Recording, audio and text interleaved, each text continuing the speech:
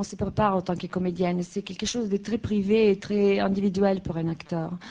Tout ce que je peux dire, c'est vrai. J'ai regardé des films pendant la journée qui m'ont monté, comme Délivrance, et des films comme Les Accusés, des films qui m'ont aidé à monter mon état d'âme. Mais après, il y a tout un travail à l'intérieur qu'on ne peut pas vraiment expliquer. C'est trop personnel. Tout ce que je peux dire, que c'est vrai, même malgré je sais que c'est du jeu, quand je vois la scène du viol, ça me fait du mal. Et parce que Gaspard, il tourne dans une manière qui est tellement réaliste. Et je crois que la scène du viol, c'est pas du tout une scène voyeur.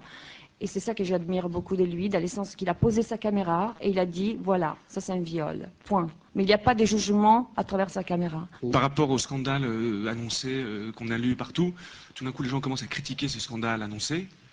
Mais nous, on n'a rien fait pour que ça arrive. On a fait un film qui est ce qu'il est, mais il n'y a pas eu de démarche publicitaire pour créer un scandale. Le scandale a été créé par la Croisette, et maintenant le scandale est critiqué par la Croisette. Donc je pense que ce qu'on peut en déduire, c'est que la Croisette a besoin d'un scandale. Et comment justifiez-vous de vous complaire de cette façon-là sur ces viols mis en scène, cette violence mise en scène? Quelle est la différence entre ce que vous reprochez à la télévision ou au viol, comment vous avez dit, elliptisé tout à l'heure? Ellipsé. Ellipsé. C'est-à-dire, en quoi le vôtre est-il plus réel dans la mesure où ça n'est pas un vrai viol? Il est totalement artificiel. Tout est simulé, il n'y a pas eu le moindre acte de violence pendant le tournage. Effectivement, alors, quelle est la justification? Comment justifiez-vous de montrer cela? Quelle est la différence entre ce que montrent les films d'habitude et vous? Non, c'est juste, voilà, des viols, il y en a dans la vie. Pourquoi est-ce qu'on ne peut pas le représenter? Il ne faut pas violer quelqu'un pour le montrer. Alors, donc votre logique, c'est de montrer un vrai viol. Il n'est pas du tout. Allez demander à David Lynch de justifier son film. Allez demander à David Lynch de justifier un seul de ses films. Pourquoi est-ce que tout d'un coup un metteur en scène devrait justifier ses films? L'important c'est l'état dans lequel vous êtes maintenant que vous êtes sorti de la salle. C'est ça que vous devriez analyser. Mais oui, mais enfin, vous justifiez le film. Monica Bellucci tout à l'heure parlait des grands thèmes du film, du message. Non, on lui la a posé vie, une question sur la le mort, la vengeance, etc. En quoi est-ce que votre complaisance à montrer cette violence apporte-t-il quoi que ce soit de supplémentaire à ces thèmes qui, excusez-moi, sont quand même je pense éternels? que ça fait partie de la connaissance de l'homme que connaître la bête qui se cache en l'homme. Il a refusé. On le connaît déjà un petit peu, ce thème-là, non? Ça a déjà été... Peut-être que voilà, peut-être que je pense Pas que... assez, parce qu'on continue. Albert. De toute façon, c'est du cinéma. Il y a un truc que vous ne comprenez pas, c'est que la télévision est infiniment plus violente parce qu'elle rentre gratuitement chez les gens. Ici, c'est un festival et son objectivité est de montrer tous les aspects de l'existence qui sont traduits par un support qui est le cinéma. Donc il est tout à fait logique que des gens viennent voir certains aspects. Il faut vivre ce cinéma comme une expérience, pas comme un truc moral, ni comme c'est un constat, c'est une conséquence. Vous parlez tout à l'heure de la télévision elle est vraiment violente parce qu'elle est gratuite, elle rentre devant des gens sans qu'ils en aient demandé l'autorisation. Vous êtes allé voir le film, vous avez fait une démarche, vous n'aimez pas ce film, c'est entendu, mais vous êtes venu de votre propre libre arbitre voir cette chose. Donc vous êtes resté un individu critique. À la télévision, on ne peut pas rester un individu critique, on est complètement anéanti par le prime time et les images aussi violentes qu'on peut voir. Donc je trouve cette réflexion assez curieuse, quoi.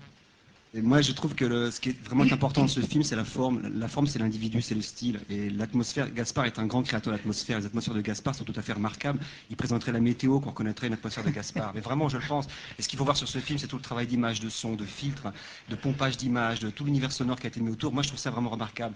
Il y a des débats plus ou moins moraux sur le film. La vie n'a aucune morale. Et je vois pas pourquoi les gens qui feraient du cinéma en auraient une. Vivre, c'est une tragédie. Gaspard en rencontre, en démarrant dans l'enfer, en finissant au paradis. Encore une fois, c'est une expérience de cinéma comme il y a des expériences d'existence et tout.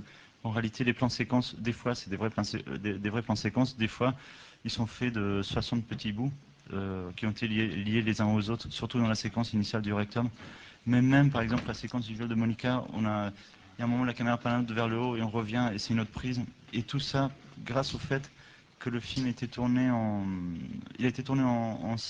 Super 16, post-produit en vidéo haute définition et transféré sur 35 scopes. Ce qui fait qu'on avait des caméras très légères qui nous permettaient de filmer des plans séquences de jusqu'à 20 minutes, mais aussi ce qui me permettait de filmer beaucoup de pellicules et de faire des mouvements bizarres avec la caméra. Après, une fois que le film était fini, on a passé 9 mois chez MacGuff avec Rodolphe Chabry, qui est le responsable des effets spéciaux. Et du coup, il a relié tous ces plans pour en faire une continuité, mais le travail de post-production était énorme, et on a passé beaucoup plus d'énergie, presque en tout cas moins, dans toute la post-production que le tournage qui était au niveau du temps, il était très court. Donc l'énergie, il était très vive. Mais après, c'était des nuits blanches pour coller les petits bouts, même pour la tête cassée ou pour tous les trucages qu'on a mis dans la séquence du viol qui font qu'aujourd'hui la séquence est très crédible. Elle était déjà au niveau du rush, mais tout d'un coup, il y a un surplus d'effets.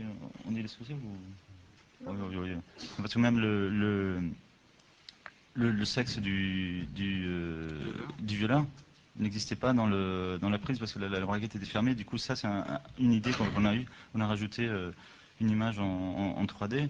Après aussi, il y a du sang qui gicle du visage de Monica alors qu'il n'y en avait pas à la prise de vue. Mais tout ça, ça rend le truc vraiment impressionnant parce qu'on dit voilà, il y a un acte de violence devant la caméra, il y a effectivement de la violence simulée devant la caméra, mais il y avait aussi beaucoup de trucage.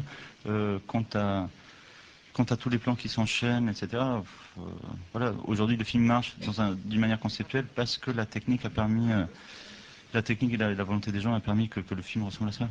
Quant au débat du film, non. Je crois que de toute façon il y a des événements médiatiques. Il y a eu un choc qui s'est produit il y a 3 semaines, effectivement, qui a réveillé tous les gens. Là, comme il n'y a rien, on attend le mondial de foot. Entre les deux, il y a le festival de Cannes, il y a le film du festival de Cannes qui peut faire scandale. Voilà, j'étais là, voilà, tu veux bien remplir ce rôle.